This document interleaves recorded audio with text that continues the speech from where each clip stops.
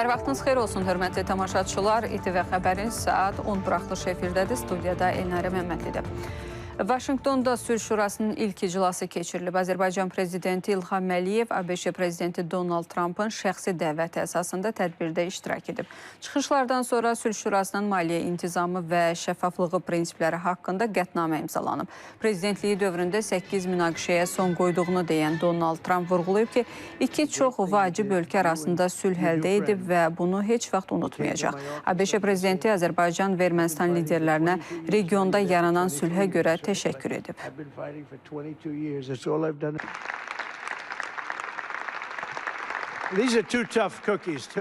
Baxın, bu çox sərt bir məsələ idi. Belə asan, hər ikisi də çox öz mövqeyində dayanan insanlar idi.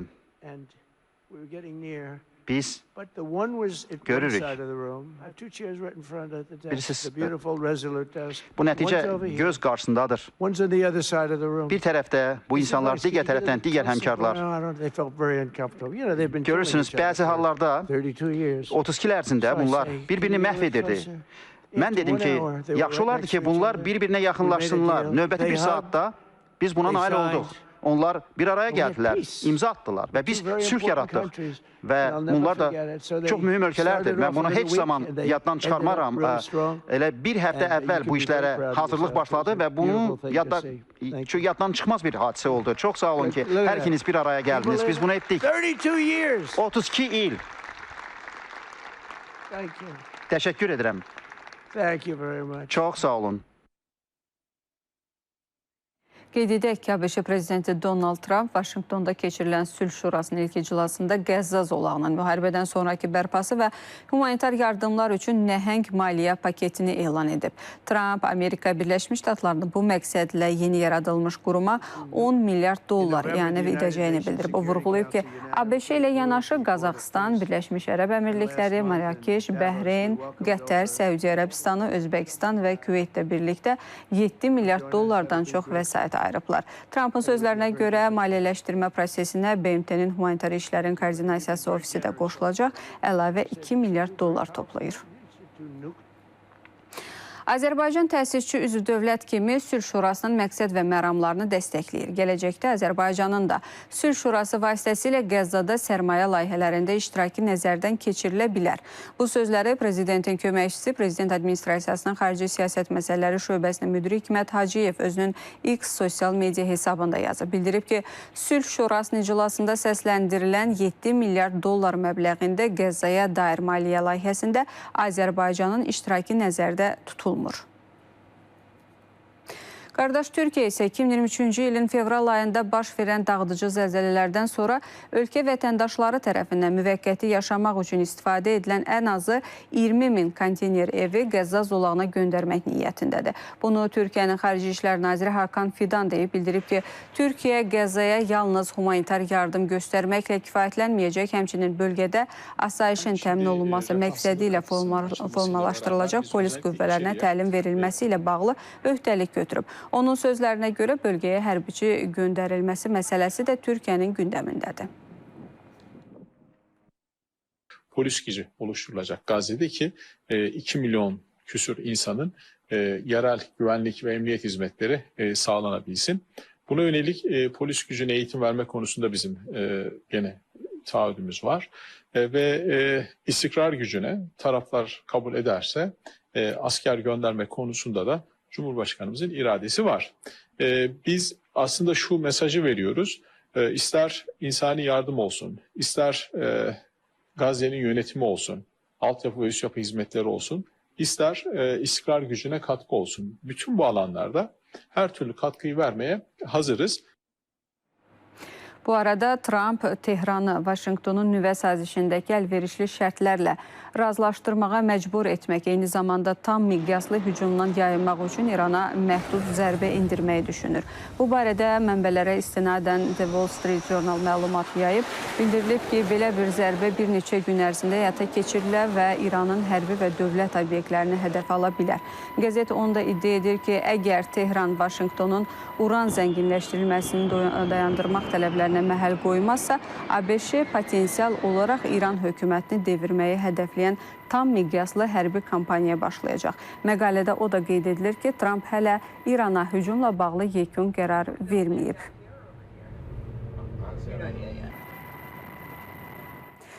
Donald Trump qərar verməsə də deyib ki, İranla razılaşma əldə edib etməyəcəyimiz təxminən 10-15 gün ərzində öyrəniləcəksiniz. O, Cenevrə görüşünün yaxşı keçdiyini də bildirib.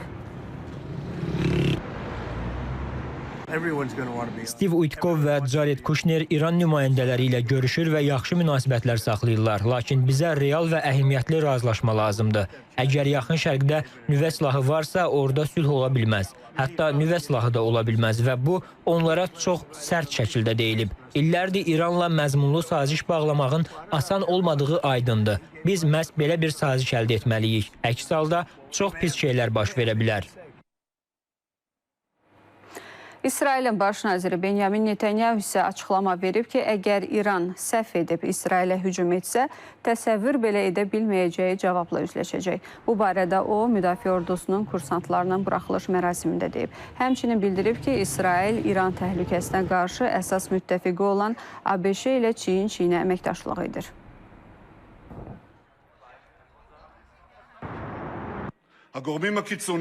İran bizə meydan oxumaq üçün yenidən təşkilatlanır. Biz əldə etdiklərimizlə kifayətlənmirik. Hər bir çağırışa qarşı özümüzü müdafiə etməyə hazırıq və ayıq sayığıq. Biz böyük müttəfiqimiz Amerika Birləşmiş Ştatları ilə sıx əməkdaşlıq edirik. Mən Vaşinqtonda görüş zamanı dostum Prezident Trumpa İranla aparılacaq danışıqların əsas prinsipləri ilə bağlı İsrailin mövqeyini izah etdim. Biz hər bir senariyə hazırıq. Və bir şey qətidir, əgər onlar hücum etsələr, təsəvvür edə bilməyəcəkləri bir cavab alacaqlar. İsveçrədə keçirilən sülh danışıqlarında Avropa ölkələrinin iştirakı vacibdir. Bunu Ukrayna prezidenti Vladimir Zelenski bildirib. O, video müraciətində qeyd edib ki, bundan sonra işlərini elə qurmağı planlaşdırırlar ki, Avropanın mövqeləri nəzərə alınsın. Zelenski bu fikirləri ABŞ-nin vasitəçiliyi ilə Rusiya və Ukrayna nümayəndələri arasında keçirilən son danışıqlardan sonra səsləndirib. Qeyd edək ki, çərşənbə günü başa çatan həmin görüşlər heç bir nəticə verməyib.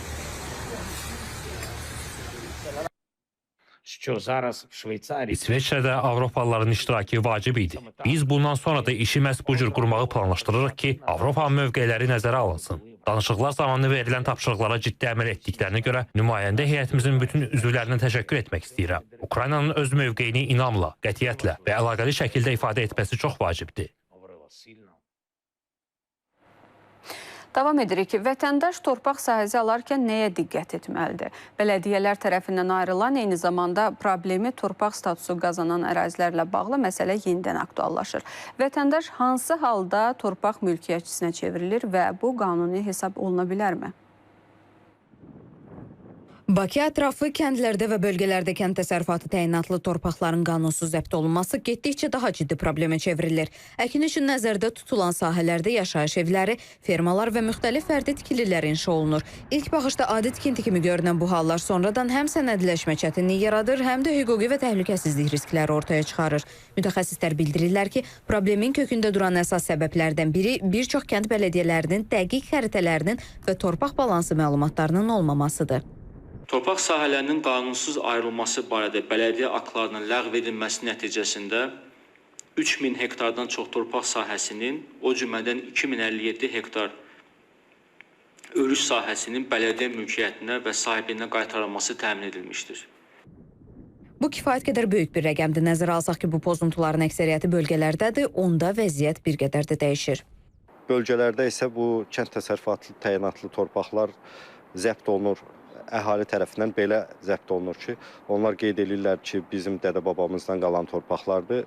Ona görə də həmin ərazidə müəyyən tikintilər də keçirdilər həyata. Necə ki, məsəl üçün ferma və yaxud orada hansısa bir ev tikirlər ki, həmin torpaqlarda əkinlər həyata keçirsinlər. Onların da oradan çıxarma prosesi bələdiyyələr tərəfindən həyata keçirilə bilər. Ədliyyə Nazirliyinin bələdiyyələrlə iş baş idarəsindən bildirildi ki, bu cür faktların əksəriyyəti Ağcabədi, Bərdə, Salyan, Quba, İsmayıllı, Sabirabad rayonlarında aşkar edilib. Amma bu zaman isə müvafiq nəzarət mexanizmləri həyata keçirilir.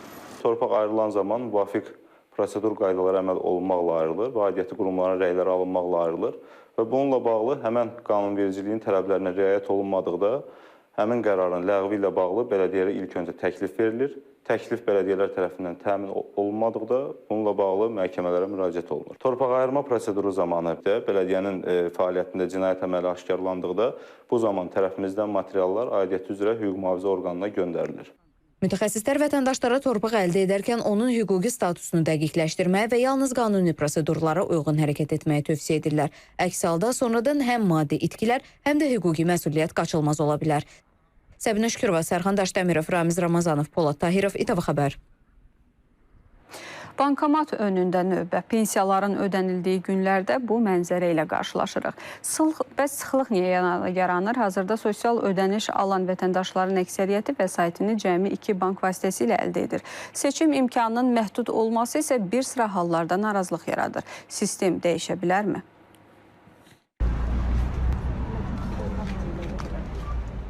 Əgər bank seçimi sərbəst olsaydı, vətəndaşlar müxtəlif banklardan pensiya ala bilərdilər, amma görünən odur ki, istiqamət eynidir və nəticədə bankomatların qarşısında belə növbə yaranır.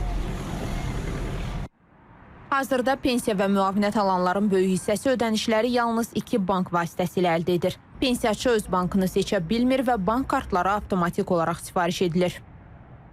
Zamanına lazımdır, rahatlıq. Gəlsin, rahat alsın, çıxsın, geçsin. Özümüz seçsəydik əlbəttə ki, bizim üçün rahat olardı. Biz indi bilmirik nə lazım, nə olsun, nə olmasın. Örgənmişik bir dənə bankdan götürməyə pulu da. Biz içində rahat olardı. Biz də gəldi, nəfəsim kəsilirsə, o banka getmişik yoxdur, bu bankamata getmişik yoxdur.